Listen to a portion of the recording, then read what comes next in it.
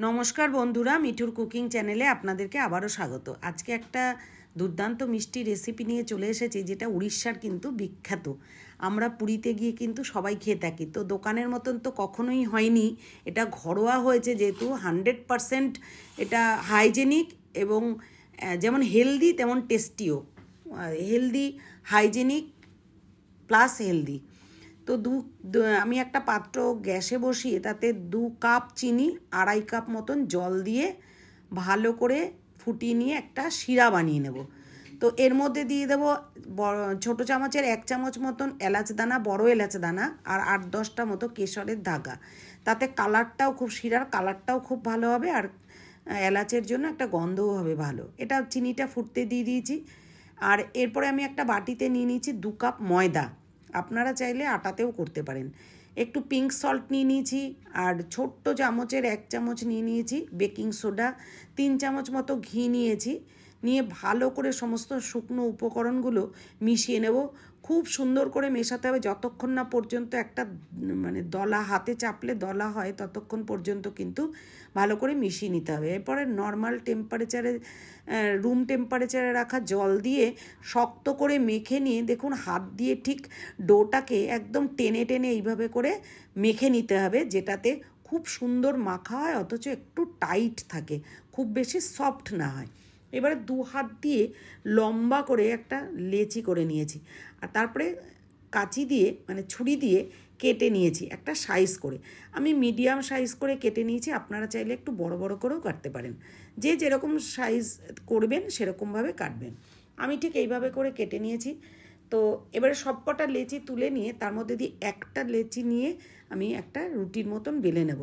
তার আগে 2 চামচ ময়দা নিয়ে তার সাথে 2-3 চামচ ঘি দিয়ে ভালো করে একটা পেস্ট বানিয়ে রেখে দেবো। এইটা কিন্তু আরেকটু পাতলা করে নেবেন আপনারা, কারণ আমি সবসময় রান্না নিয়ে এক্সপেরিমেন্ট করি, করতে থাকি, করে দেখি যেটা ভালো হয় সেইভাবে করে আপনাদের সামনে প্রেস করি আর কি। তো এইটা একটু ঠিক হয়ে গেছে, একটু পাতলা করলে কিন্তু বেশি ভালো হয়। এর মধ্যে আরেকটু ঘি আমি পরে অ্যাপ্লাই করে নিয়েছি। তো দেখুন একটু শক্ত শক্ত হয়েছে, কিন্তু একটু পাতলা হলে পরে রুটির উপরে মাখাতে ভালো হয়। এরপরে আমি শুকনো ময়দা ছড়িয়ে নিয়ে লেচিগুলোকে একটা একটা করে বেলে নিয়েছি, একদম পাতলা করে আর বড় করে, যতটা বড় সম্ভব ততটা বড় করে বেলে নেবেন, আর একদম পাতলা, যতটা পাতলা সম্ভব।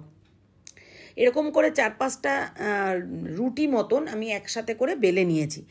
তো আমার এই রান্না যারা দেখছেন, যে ভিডিওটা দেখছেন, যাদের যাদের ভালো লাগছে, তারা যদি এখনও সাবস্ক্রাইব না করে থাকেন, তাহলে ভিডিও ভালো লাগলে অবশ্যই সাবস্ক্রাইব করবেন এবং লাইক কমেন্ট করবেন।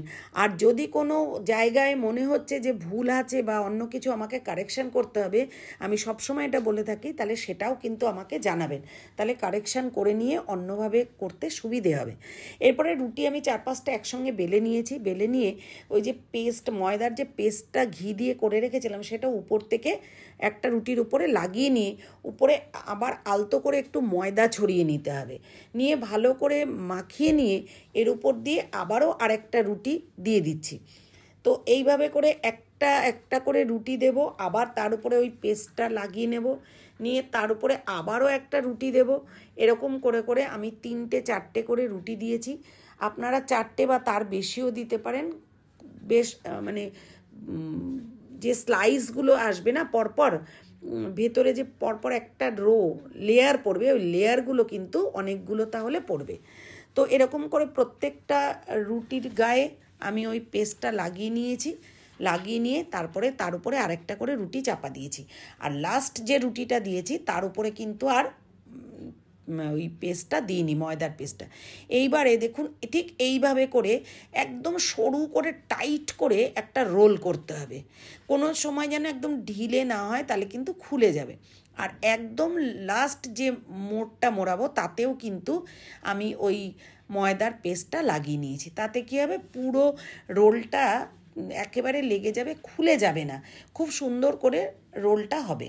দেখুন টাইট করে করে আবার হাত দিয়ে কিন্তু একটু লম্বা লম্বা করে রোলটাকে আর একটু লম্বা করে নেব। তো এইভাবে করে লম্বা করে রোল তৈরি করে দুই সাইড থেকে অল্প অল্প করে কাট করে আবারও যেমন শুরুতে লেচিটা দিয়ে মানে লম্বা লেচিটার মধ্যে দিয়ে যে কাট করেছিলাম সেরকম ডিস্টেন্স ওয়াইজ এরকম করে কাট করে নিতে হবে। এবার কয়েকটা, যেহেতু লম্বা হয়েছে লেচিটা, কয়েকটা কাট কিন্তু করা যাবে, বেশ কয়েকটা হবে। এরপরে এক একটা করে ওই পিস নিয়ে চেপে দেখবেন, আমি প্রথমে আপনারা হাত দিয়েও চাপতে পারেন, আমি কিন্তু চেপে নিয়ে আলতো হাতে একটু বেলনি দিয়ে বেলে নিয়েছি। রুটি যেটা দিয়ে বেলে সেটা দিয়ে কিন্তু একটু করে বেলে নিয়েছি। তো আমার এই চ্যানেলটা যারা যারা সাবস্ক্রাইব করেছেন তাদেরকে অনেক ধন্যবাদ।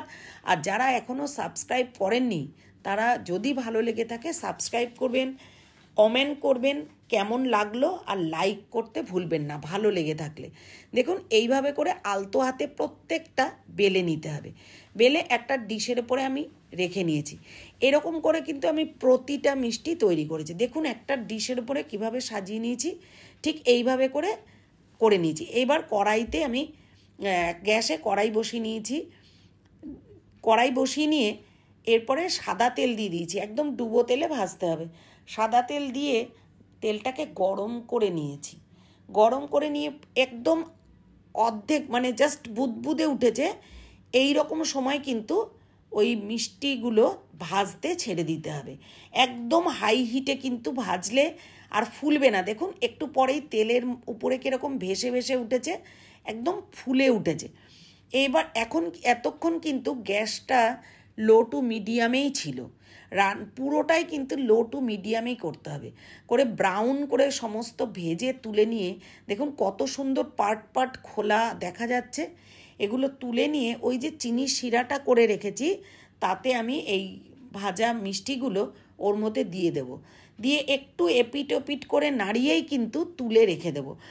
পুরো যদি শিরার মধ্যে ডুবিয়ে রেখে দিই তাহলে কিন্তু এত সফট হয়ে যাবে, খেতে অত বেশি ভালো লাগবে না। আর যদি একটু এপিট ওপিট শিরায় ডুবিয়ে নিয়ে তুলে নেওয়া যায় তবে কিন্তু দুর্দান্ত একটা ক্রিস্পিও থাকবে, আবার মিষ্টিও থাকবে, খুব সুন্দর লাগবে খেতে। আপনারা ঠিক এই রকম প্রসিডিওর মেনটেন করে করে খেয়ে দেখবেন, ভীষণ ভালো লাগবে। আমি রথের দিন এটা করেছি কিন্তু লেট আপলোড, অনেক লেট করে আমি এটা পোস্ট করেছি। তো রথের দিন কিন্তু ঘরে বসে এই হাইজেনিক হেলদি খাবারটা, মিষ্টি অথচ হাইজেনিক মেনটেন করে করা, তো এটা খেতে কিন্তু ভীষণ ভালো লেগেছে। তো আপনারা যারা যারা দেখছেন এখনো পর্যন্ত করে খাননি, একদম এইভাবে করে করে খেয়ে দেখবেন, কেমন লাগে জানাতে ভুলবেন না। Thanks for watching.